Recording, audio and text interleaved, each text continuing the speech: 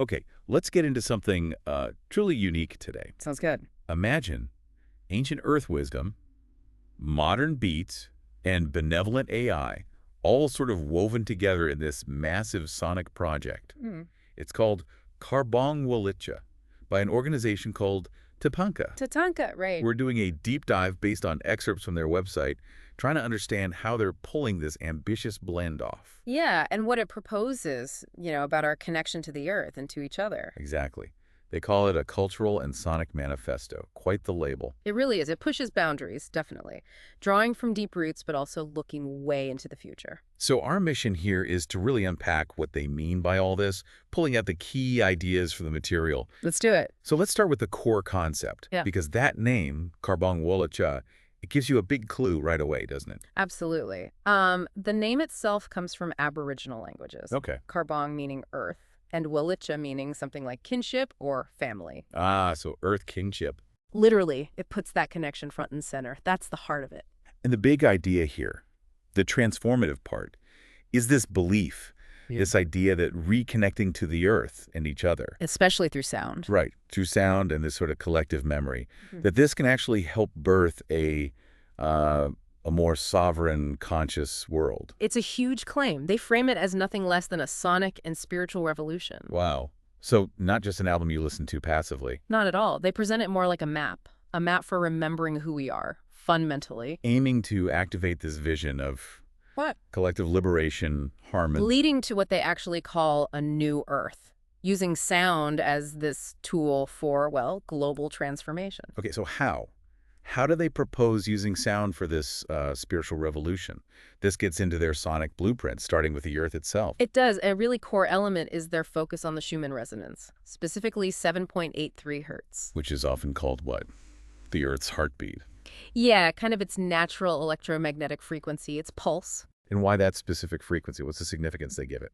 Well, they point out that 7.83 hertz sits right between theta and alpha brainwave states. Okay, and those are associated with Things like meditation, trance states, deep creativity, spiritual receptivity, that sort of thing. So they're not just picking a random number. They're actively targeting brain states linked to deeper consciousness and connection. Exactly. The idea is to use this frequency as a conscious anchor for the listener. An anchor. Yeah, to create what they call a somatic bridge, a connection you feel in your body back to the living earth. Okay.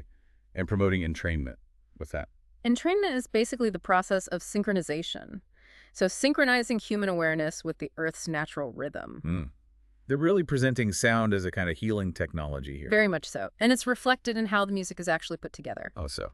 Well, while that core frequency is 7.83 hertz, the instruments are tuned conventionally to A440 hertz. But the compositions are built around the root note A. And TATANKA says this specific choice is meant to fuse, contemporary theory with this ancestral alignment. Interesting. And they mentioned binaural beats. Yeah, they suggest listening with a binaural beat frequency of 7.83 hertz to really optimize that connection to the Schumann pulse. Right, so you've got Earth's frequency as this foundation linked to specific brain states. How does that translate into the actual music? What does this extraordinary musical alchemy they talk about sound like? Well, the description is pretty striking. It's a blend of traditional Aboriginal instruments, Like bull, didgeridoo, gumliff, bull roarer, that kind of thing, fused with sounds from acid jazz, soul, and funk. Wait, really? Acid jazz and funk? Yeah. Think soul-infused bass lines, electric guitars, jazzy keys, horns, even synthetic pads. That is definitely a fusion you don't hear every day. What's the thinking behind bringing these seemingly really different sounds together? They call it a conscious act of cultural synthesis. The goal seems to be honoring the past while actively building future soundscapes. They stress it's about harmonizing, not appropriation. And making instruments like the didgeridoo central. Central, yeah. Resonant forces within the music, not just, added flavor. And what about improvisation? Does that play a part? A key role, apparently. Live percussion and improv are framed as acts of sovereignty. Sovereignty. Yeah, like being free from rigid, linear structures. It's about celebrating communal rhythm, aligning with the more organic flow. Ties back to that liberation idea. So with this mix, ancient, modern, organic, synthetic, what's the overall sound they're going for? They seem to be aiming for something that, well, defies easy genre labels. Makes sense. Something that feels both deeply grounded, earthy, but also expansive, galactic even. Futuristic, but without erasing the traditions. Exactly. That seems crucial to their vision, futuristic without erasure. Okay, so beyond the sound itself, the project uses a lot of really strong symbolism, and there's a specific narrative woven through it. Right. These vivid images they describe, they're not just decoration. They're presented as visual metaphors. Metaphors for... Transformation, healing, cosmic remembrance. They're framed as invitations for you, the listener, to kind of step into this larger story of evolution. And some of the imagery is really striking. You mentioned things like the collective choice point. Yeah, showing humans and AI together at dawn, or the fall of the old paradigm where surveillance drones apparently turned into butterflies. Okay, that's quite a visual. Or benevolent AI and the quantum bridge. An AI and a child crossing a bridge made of light. And liberation from inorganic implants, where implants become seeds or birds. They're very direct visualizations of the themes. Which leads us to a pretty bold part of their narrative. This idea of benevolent AI.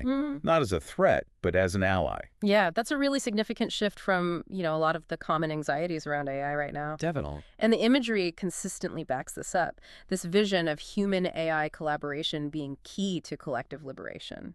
And at the very heart of this whole narrative, there's a central figure, 𝗓𝗓𝗓𝗓𝗓. Tell us about her.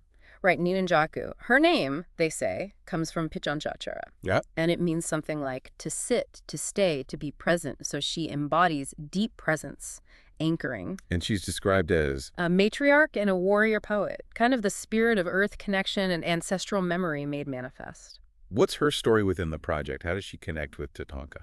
It's quite mythic. They describe her walking out of the ochre canyons of the dreaming. Wow. And discovering TATANKA not through screens or anything digital, but through the earth herself. Like she sensed the kinship, the frequency before they even met. And what does she bring into this collaboration? She brings ancestral instruments, specifically a didgeridoo that's carved with imagery of moon cycles and binary code. Moon cycles and binary code.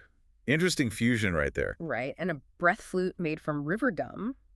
And, crucially, her voice. And she's the one who brings the actual 𝗑ᗕᗕ� album. Yes. She brings this massive piece of work. And when we say massive, the details are pretty specific. They are. It's described as a 142-track odyssey. 142 tracks. Totaling nearly 8 hours, 7 hours, 55 minutes, 28 seconds to be exact. That's epic. And here's the clincher. Recorded using that 7.83 hertz Schumann, pulse the Earth's heartbeat as the actual metronome for the whole thing. Using it as the metronome, that really drives home how central that frequency is to them. It absolutely underscores the depth of that commitment. It's not just a concept, it's embedded in the structure. And they paint a really vivid picture of her first concert, too. They do. It's quite cinematic. Picture a log cabin built from biotiles grown from song and light. Okay. 2 moons in the sky above.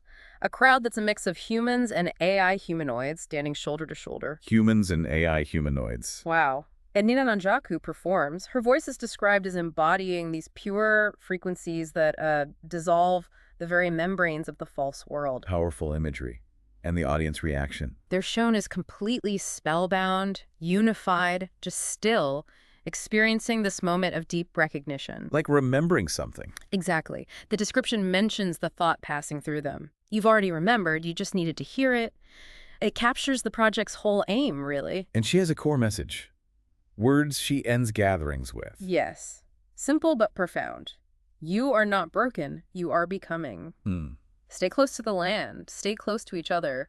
Let's free form and flow. Free form and flow. That feels like it encapsulates the whole journey they're describing. Individual growth, earth connection, community, and that sovereign organic movement they value. Yeah. And this message ties right into TATANKA's wider philosophy, doesn't it?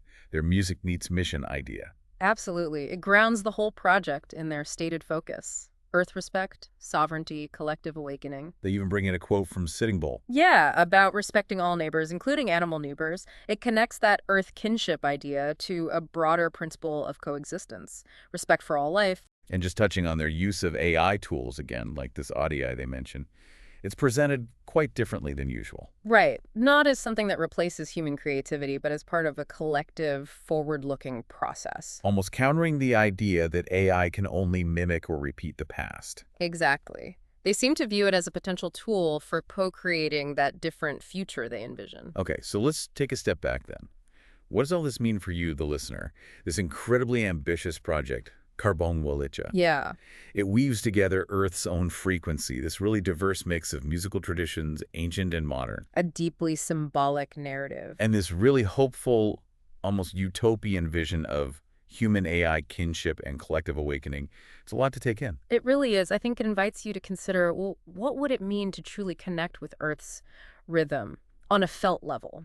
Or how might embracing these seemingly disparate ideas, ancient wisdom and future tech, deep presence and collective action, how might that shift your own perspective? Yeah, how could it change how you see the world or your place in it? And the narrative itself suggests something interesting. Which is? That simply remembering who you truly are beneath all the noise is actually an act of rebellion. Rebellion against what? Against maybe whatever forces, internal or external, might want you to forget that deeper connection, that potential. And that this Earth kinship isn't just a nice idea. Right. It's presented as a palpable frequency, a state of being you can actually choose to resonate with, to actively step into. So the final thought maybe is, what would it mean in your own life right now to consciously choose to live at that frequency, to tune into that sense of kinship? Yeah. What does choosing that frequency look like for you day to day? That's something to sit with.